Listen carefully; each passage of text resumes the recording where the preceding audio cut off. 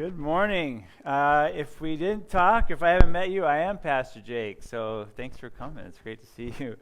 It has been a while since I've been up here by myself. Last week, Michelle and I got to co-teach, and we always love that opportunity, but it's been several weeks, and so watch out, right? There are a lot of words. They begin to pile up for us preachers who do this kind of thing. After a while, a little break, and the words pile up. But I'm excited to be here. We're wrapping up our Sunday school series. And so this is the eighth week. Unfortunately, last week's message, the recording didn't work. So if you weren't here, that's tough on you. Make better life choices, I guess. And we will never tell you what we talked about. And that's how we roll. Just kidding. So that's that. We won't have that, but we will eventually circle back to this series and kind of add to it. And the idea has been all along is to we have such a range of kind of experience with the Lord, with the Bible, with faith, with life here. And we wanted to kind of talk about some things. Churches, some of us went to church when there was Sunday school, Sunday morning service, Sunday evening service, Wednesday. If you're part of the youth group, there was usually something else to kind of keep you out of trouble Friday and or Saturday.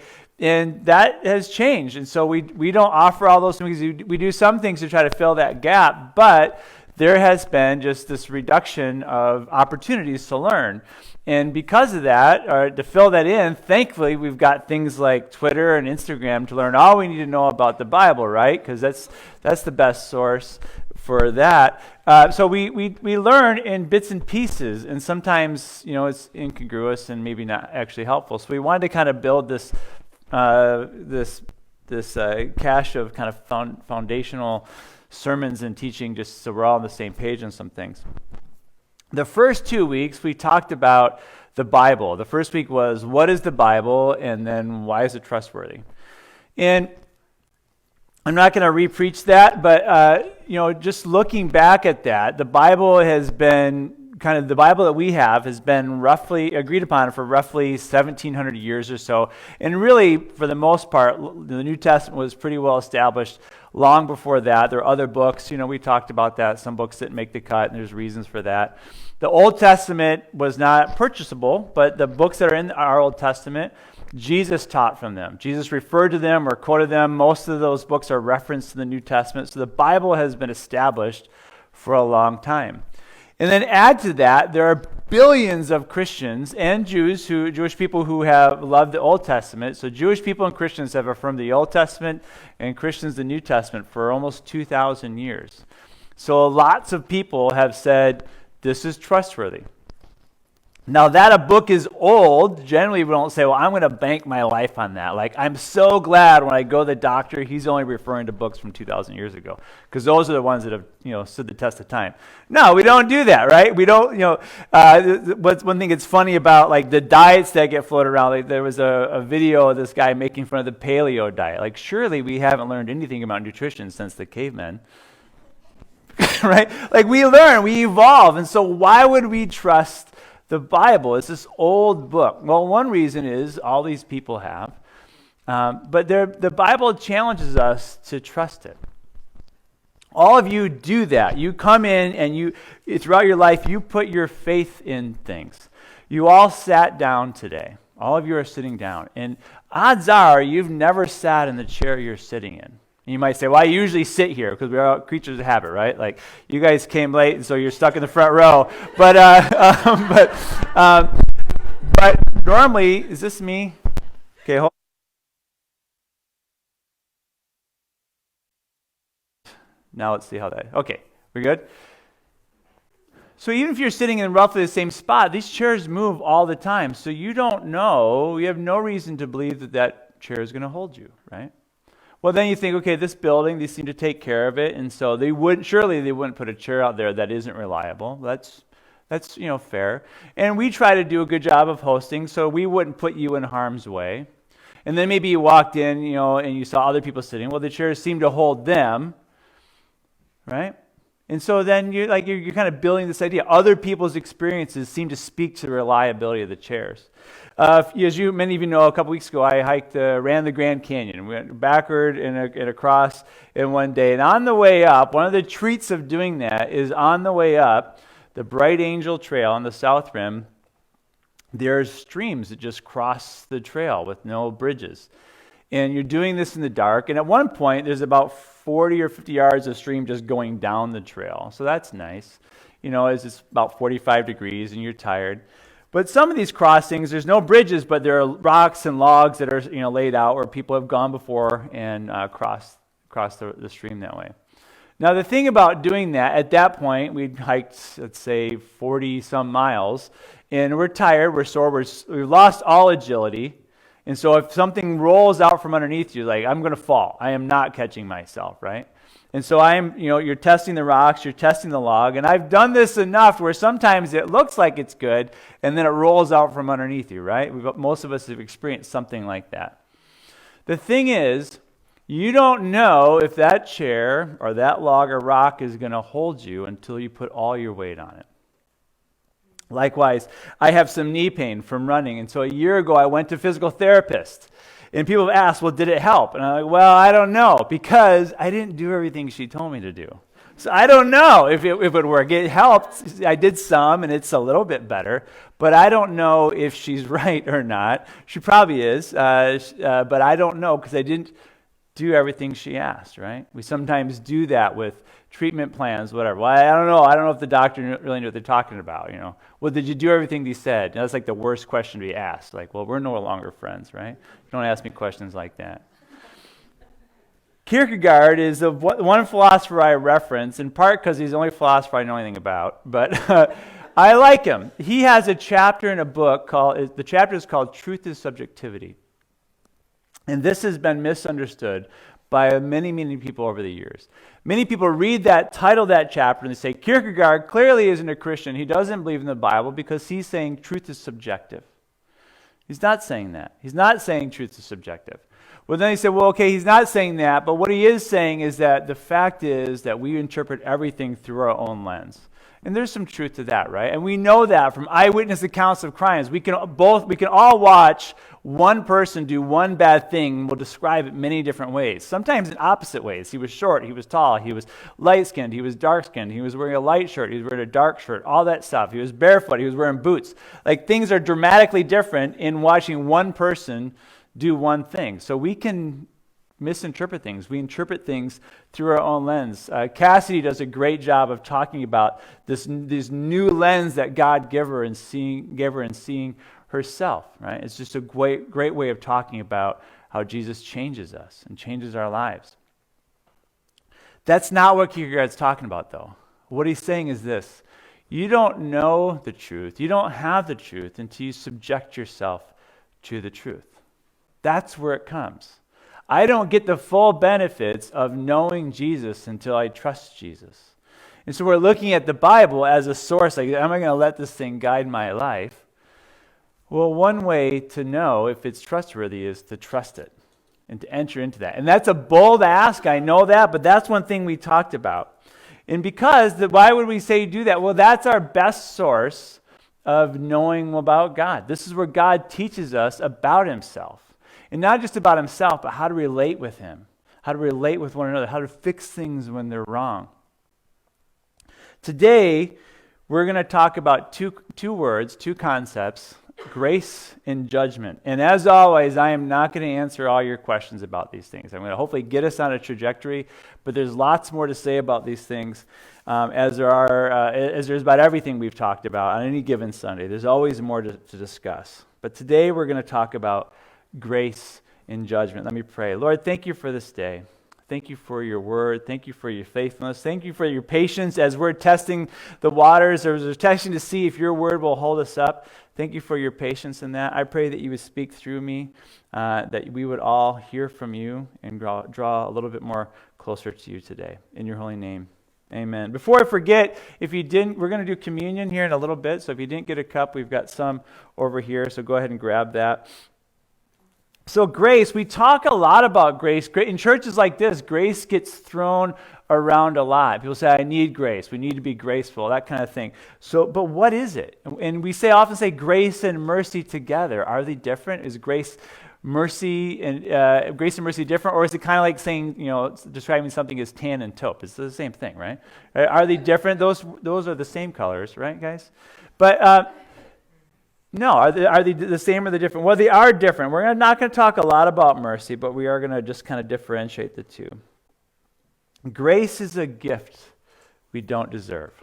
There's lots of definitions for grace, but in the Christian, the Bible sense, grace is a gift we don't deserve. A dictionary definition, kind of a headier version of that. This is a mouthful. Grace is God's unmerited favor toward humanity and especially his people, realized through the covenant and fulfilled through Jesus Christ. So God's unmerited favor. Because of grace, God sees us in ways that we don't deserve to be seen. We haven't earned this. It is unmerited. This is his view of humanity and humans, of you and me. We have access to unmerited favor. And this is realized through the covenant, through the agreement, through the partnership with Jesus, and fulfilled through Jesus. Because of Jesus' life, death, and resurrection, we have access to grace and a relationship with God. That is what grace is. It's unmerited favor because of Jesus.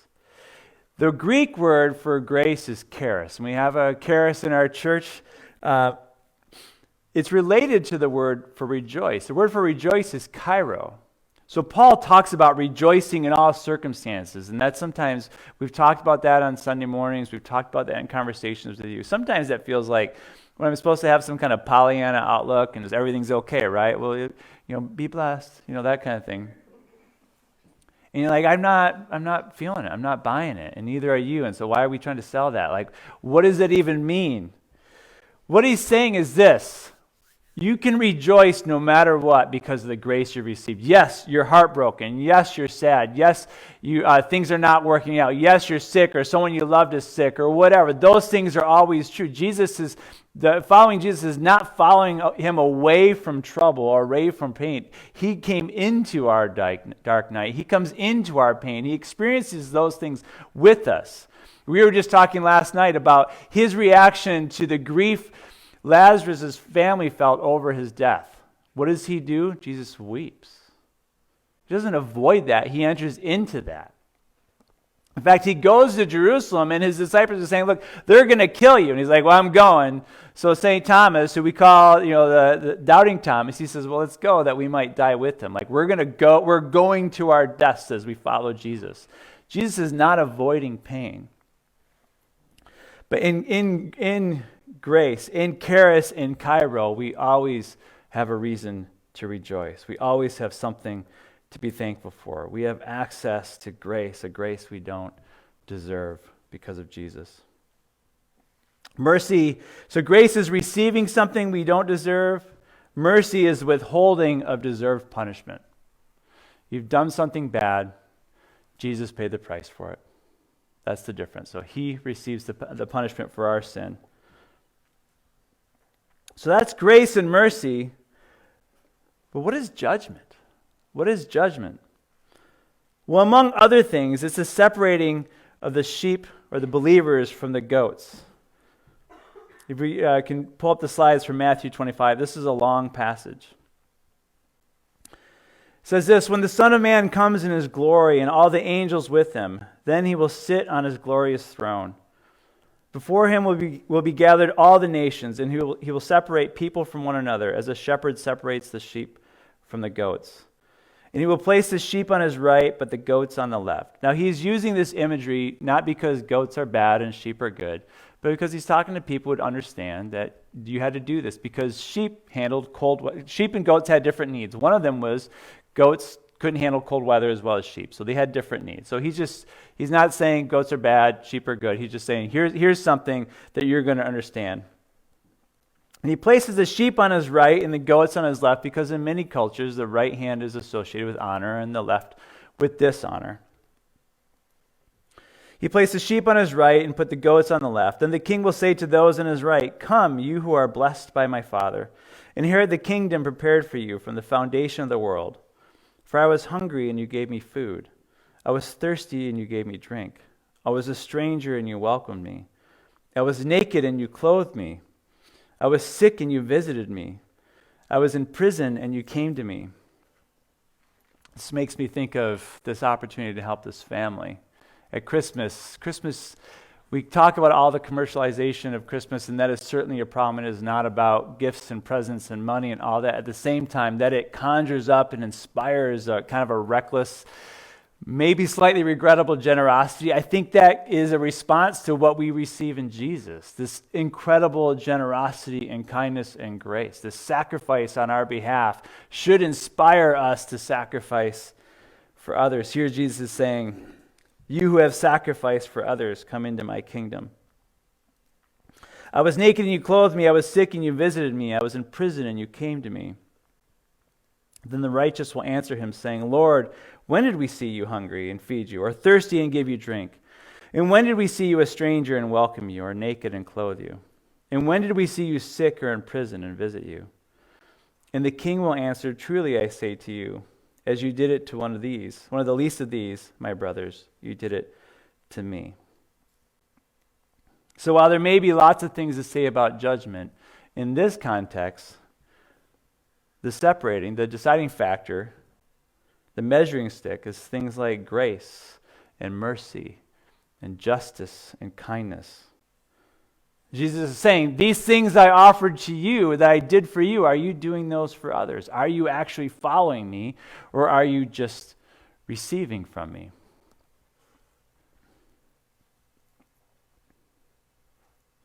With some of the college men, we're working through Romans, and early in Romans, Paul talks about the grace and apostleship we've received, that we have in Jesus. The grace and apostleship.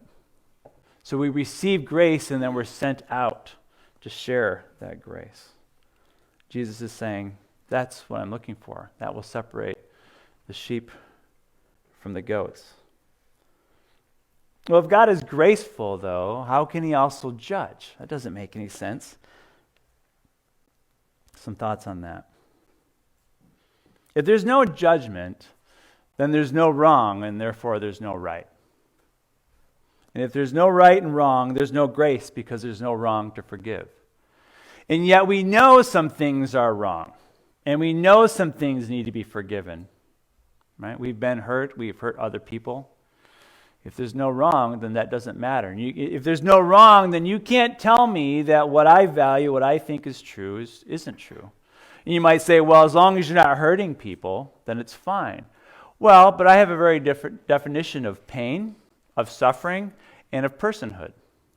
I don't think you're a person, so therefore it doesn't matter what I do to you. Someone might say, many cultures say, even our own culture has struggled with this at times.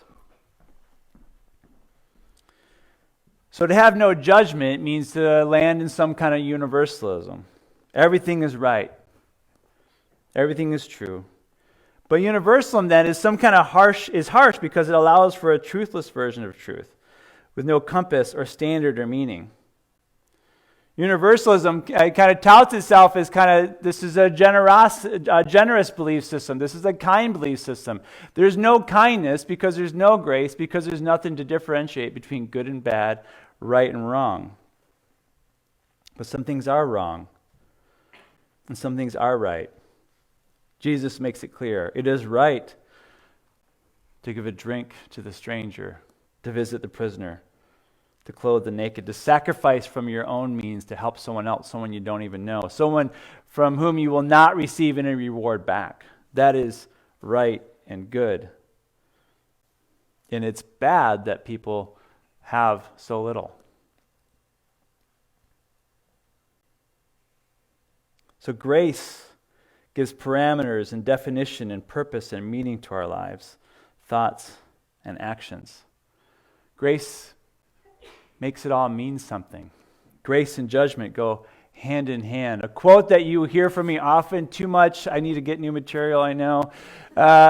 Frederick Buechner says in his book, Telling the Truth, he says, the gospel is bad news before it's good news. The gospel is bad news before it's good news. It means it confronts us with our sin. Romans 7:7. What then shall we say? That the law is sin? By no means. Yet if it had not been for the law, I would not have known sin. For I would not have known what it is to covet, if the law had not said, you shall not covet. And you can replace covet with any sin that is identified and named in the Bible. Maybe it's lust, maybe it's pride, maybe it's anger, selfishness. Coveting is bad. It destroys relationships. I don't get to enjoy, when I'm jealous of someone, I don't get to enjoy them being their best selves and them offering what God has given them, given us, the world, through them. I don't get to enjoy that. And in my covetousness, in my jealousy, I can diminish someone's potential by just, talking down about it, making it less valuable.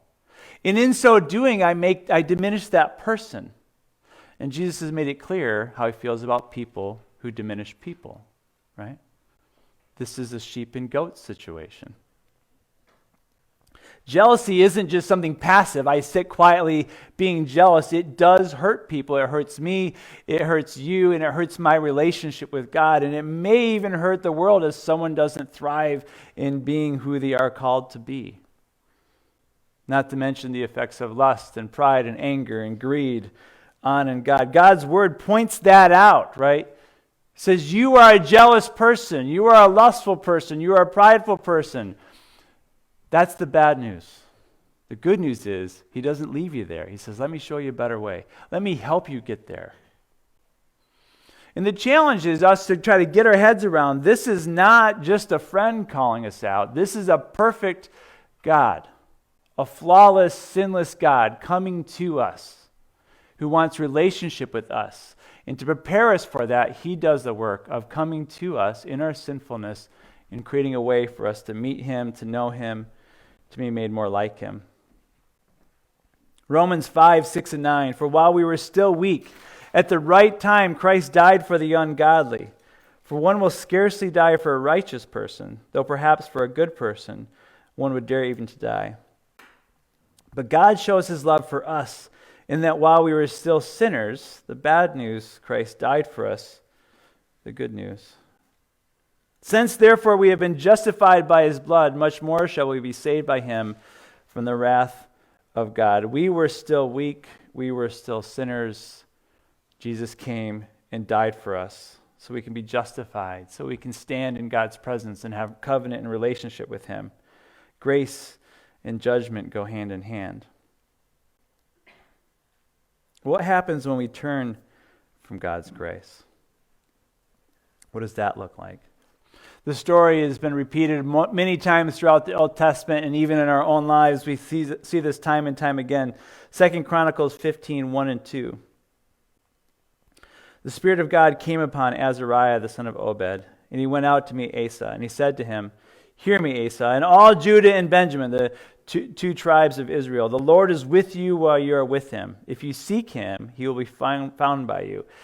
In that, there's not perfection expected. Like, you sinful people, you people who get it wrong, are you trying to follow God? Are you seeking after him? Are you doing the best you can to follow him? If you do that, in your imperfection, he will receive you. He'll be found by you. But if you forsake him, he will forsake you. Now, this sometimes reads as really cold. But the story is not that clear-cut. It's not that harsh. Here's the reality. God meets the Israelites. He calls them out of slavery. He prepares them to be his light in the world. That was the idea. And he blesses them. He blesses their families. Their families grow. They become a huge nation. Their crops flourish. They have success in battle. They have success in negotiating with other nations because they're seeking God and they're following him. But then they forget that it's because of God's blessing that they're being so successful. And they begin to kind of fade.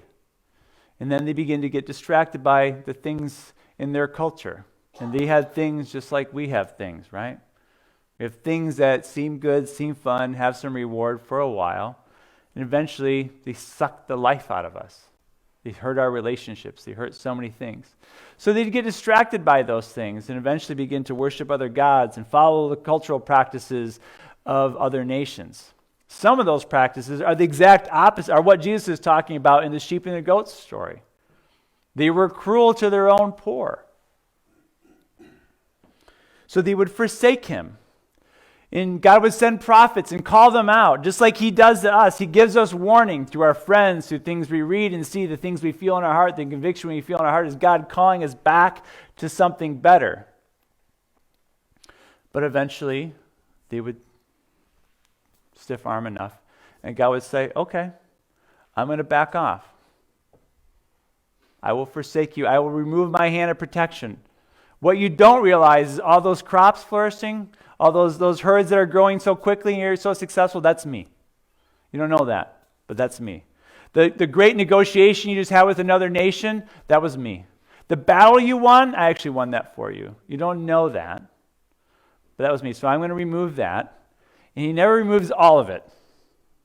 There's times throughout the Old Testament, he's like, I should destroy him. I wish I never would have done this.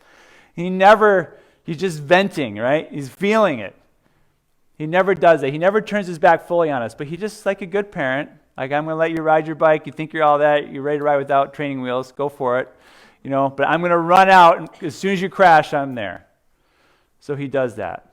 But in the meantime, he backs off, and things fall apart. Crops don't flourish. They lose battles. In this case, people die. And that's the wake-up call. Grace and judgment go together, but this is a God who does everything he can to pursue us, to come into us, to speak our language, so we have every opportunity to receive what he's giving. He does that because he's judged us as needing that help, needing that grace, and he wants relationship with us. He's saying, you're not ready yet, but I'm going to do everything I can to make you ready for us to be in covenant relationship. Grace and judgment go hand in hand. This isn't a harsh, angry God. This is a loving God that is trying to help us live our best lives, to live like him. Jesus did not live a life free from pain. He is not promising you a life free from pain. What he is promising you is a reason to rejoice no matter what. Charis and Cairo. Well, how do I know that this is how it's going to be? Take the step. You put your weight on the log. You put your weight on the chair. You say, okay, God, I'm going to trust you. I'm going to trust you. So what does this mean for me? What does this mean for you? Bad news is I need grace. And so do you, right? That's just true. You need grace. I need grace. I am not a whole, perfect person. My heart is dark, sinful. I'm in need of grace.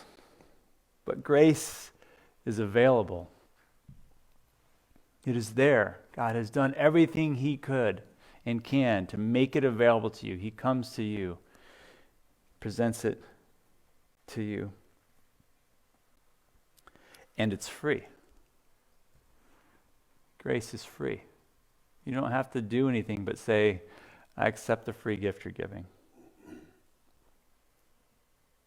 We need grace.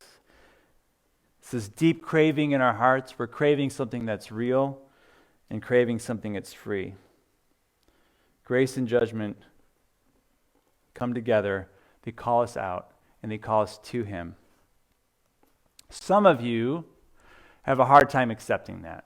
You were maybe raised in a legalistic context, so you've been recovering from that.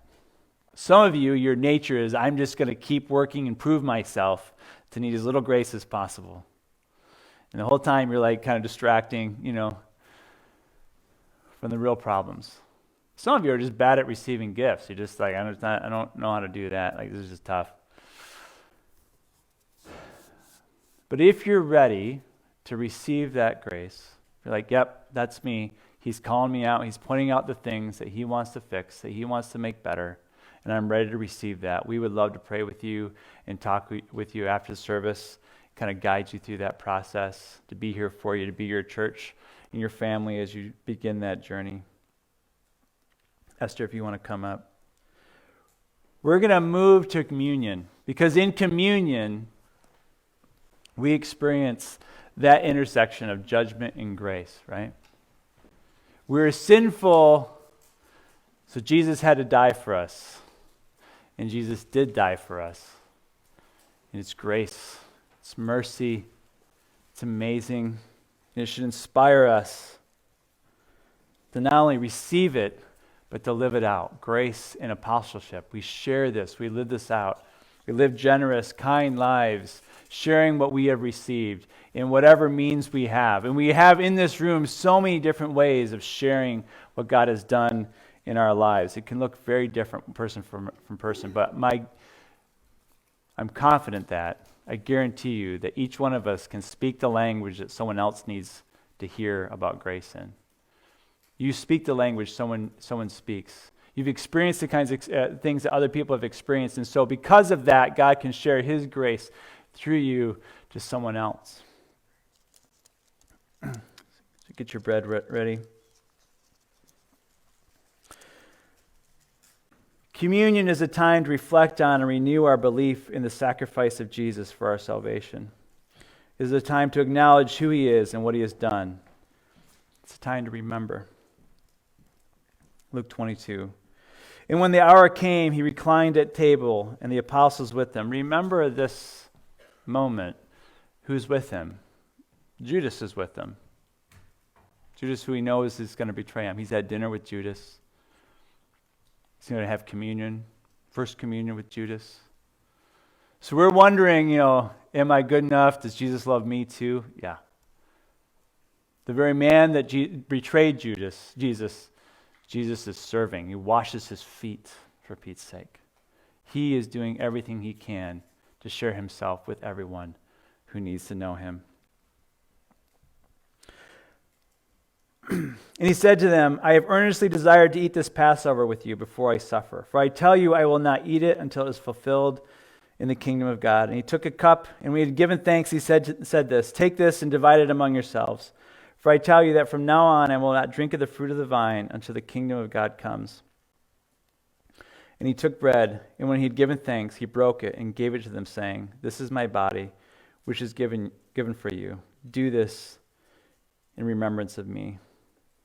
Let's pause a moment and remember Jesus' broken body.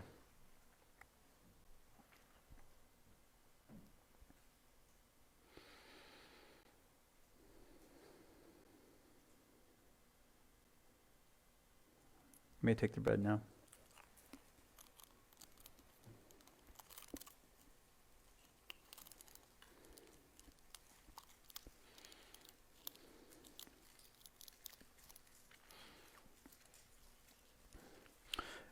And likewise, the cup after they had eaten, saying, this cup is poured out for you.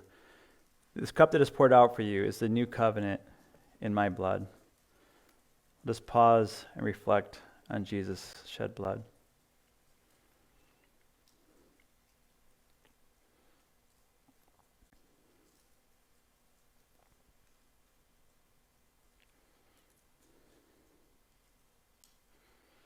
Let me drink the juice now.